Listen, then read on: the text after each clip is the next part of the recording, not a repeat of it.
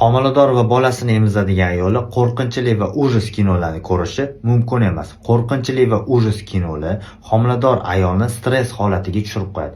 Natijada ona organizmida katta miqdorda stress gormonlari ajrab chiqadi. Bu gormonlar esa muddatidan oldin tug'ruqga olib kelishi mumkin.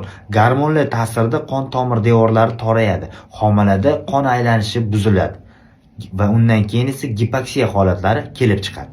Qo'rqinchli sahnalar va baland ovoz homilani ko'p va qattiq qimirlashiga olib keladi. Homilador ayol nimani ko'rsa, homila ham xuddi o'sha narsani ko'radi. Faqat onasini ko'zi va ona organizmida ajrab chiqayotgan gormonlar yordamida shu narsalarni his qiladi va ko'radi. Homilador ayol yengil va kuchli emotsiya bermaydigan kinolarni ko'rishi va shunaqa yengil tushunadigan kitoblarni o'qishi tavsiya etiladi. Bolasini emizadigan ayol qo'rqinchli kinolarni ko'radigan bo'lsa, bu ham bitta stress. Ya'ni har bitta stress ona organizmida sut ajralishini kamaytiradi, sut tarkibini buzadi. Bu gormonlar, stress gormonlari sut orqali bolaga ham o'tishi mumkin. Ya'ni bolaga ham yomon ta'sir qilishi mumkin.